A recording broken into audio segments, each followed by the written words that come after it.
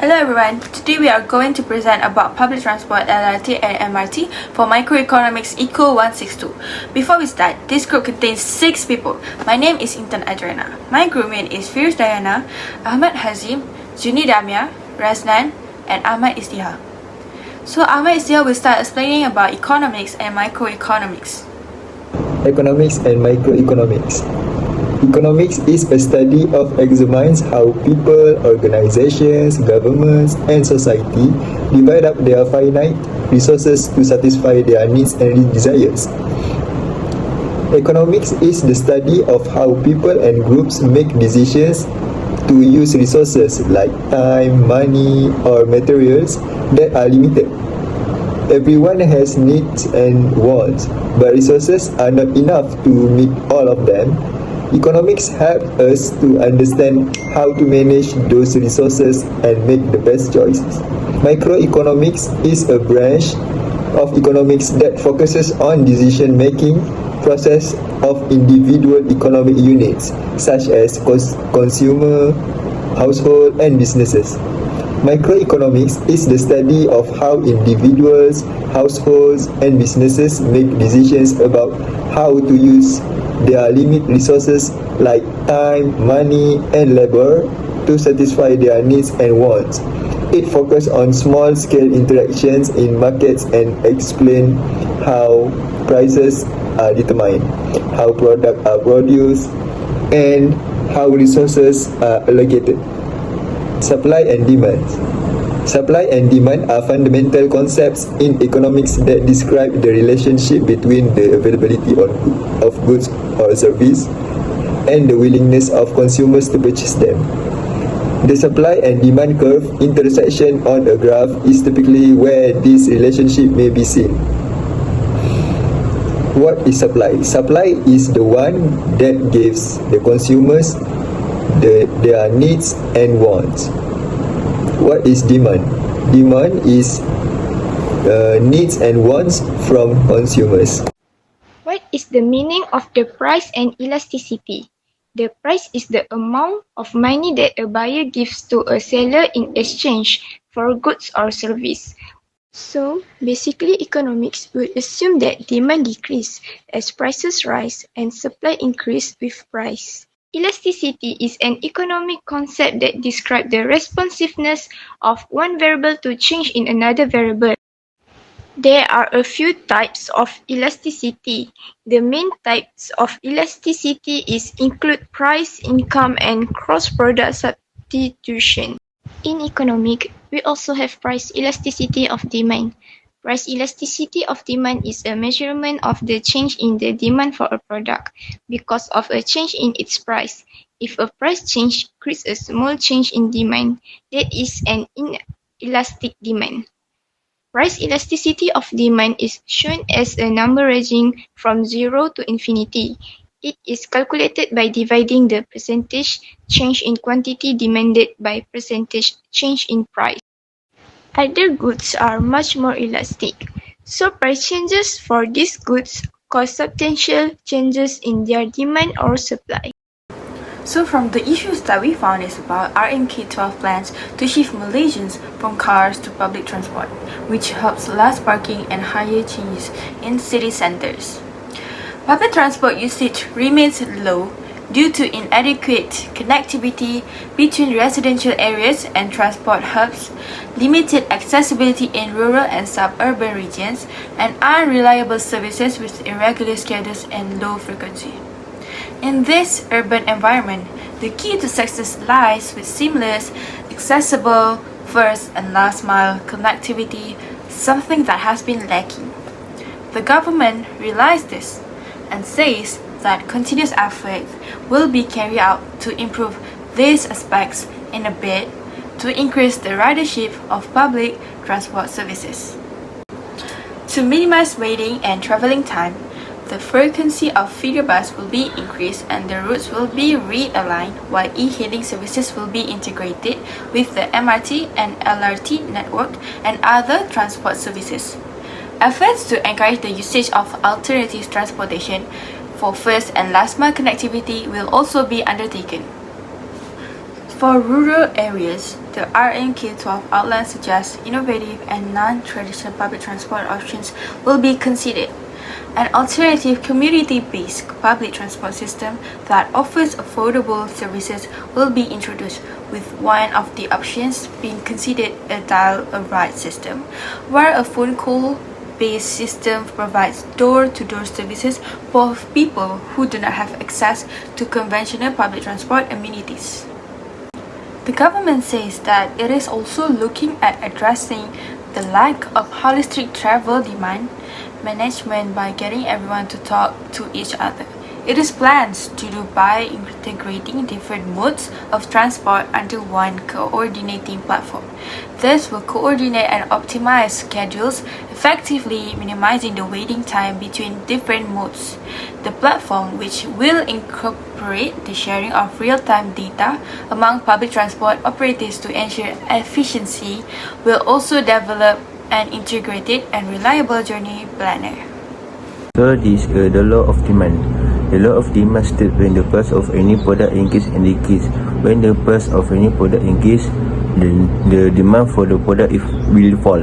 When the price of any product decrease, then the demand for the product will increase. Conversely, when the price of a product decrease, the demand for it increase. This reflects a negative relationship between price and quantity demand, usually represented by a downward sloping demand curve. Next, the law of supply. The law of supply is a macroeconomic law. It is in place that all other aspects are equal, such as the price. If the price of goods decrease, the quantity of surplus will decrease. This reflects a positive relationship between price and quantity supply, usually represented by an upward sloping supply curve. The next is a perfectly elastic. These are the 3 points. First, the quantity demand will change by an unlimited amount when the price changes. For example, rice. Any price increase leads in zero demand since buyers instantly turn to less expensive suppliers, but a price decrease creates limitless demand. Second point is the demand curve for a perfectly elastic is horizontal. If a component raises its price by 1%, the demand required at the price will be unlimited. Third point is the price elasticity along demand curve is totally responsive. So next is perfectly elastic. There are 3 points. First, the quantity demand will stay the same after the price change, no matter how much. For example, medical needs for patient. For second point is a perfectly inelastic good has a vertical demand curve. In other words, the quantity demand stays the same regardless of price.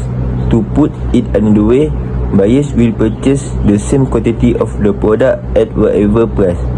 And the last point is the price elasticity along demand curve is completely unresponsive.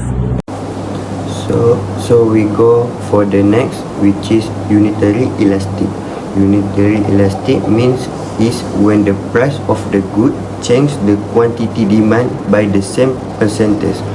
For example, clouds can sometimes demonstrate unitary elastic. When the price of seasonal or non-luxury clouds increase, the number of the item purchased may decrease, but in such a way that total spending stay the same. Conversely, when the price drop, consumer may buy more item while still staying within their budget. The demand curve for unitary elastic is hyperbola. When the price change, the price elasticity along demand curve is one-to-one responsiveness. So now is elastic. How we know this elastic is by a larger percentage change in quantity demand, because by a change in the item price. For example, shampoo price increase because brand switching, whereas price decrease stimulate because many alternative. For the curve for elastic, the demand curve for elasticity is flatter slope. The quantity required varies by a larger proportion, and the price elasticity along demand curve is relatively responsive. So for the last part is inelastic. So this means the quantity demand will stay the same, although the price changes no matter how much. For example, I give example is rice. Any price increase limit in zero demand since buyer instantly turn to the less expensive supplies, but a price decrease creates limitless demand. So for the shape of the demand curve, for this is vertical demand curve, and the price elasticity along demand curve is not very responsive. As you can see in the table, this is a practical or analysis of price comparison between MRT and LRT for the year 2018, 2020 and 2024. The MRT fare price for all 3 years remains the same at 6 ringgit 40 cents for cash fare and 5 ringgit 50 cents for cashless fare. As for LRT, the fare price for year 2018 and 2020 doesn't change and remain the same at 4 ringgit 30 cents. However, in 2024, the price drastically dropped to the minimum 3 ringgit 40 cents to maximum 4 ringgit 10 cents. Next, the MRT lane that we take for this price range is from Kajang to Sungai Buloh. Meanwhile, the LRT lane that we take is from Gombak to Putra Heights, or known as LRT Kelana Jaya Line. Moreover, both MRT and LRT offers My City Pass that work unlimited rides for everyone who purchase, and it's available for 1, 2 and 3 days. Other than that, both MRT and LRT provides ladies coach, as many unpredictable things can happen, so women do not have to worry about their safety. This is one of the specialty that public transport has offers to the citizens, especially the females. So in conclusion, despite occasional fare changes, public transportation demand remains largely unaffected by price fluctuations, highlighting its importance in providing accessible, reliable and inclusive options for Malaysians. Public transport promotes social inclusion and economic vitality by offering affordable and reliable options, helping people from diverse backgrounds access jobs, education and essential services.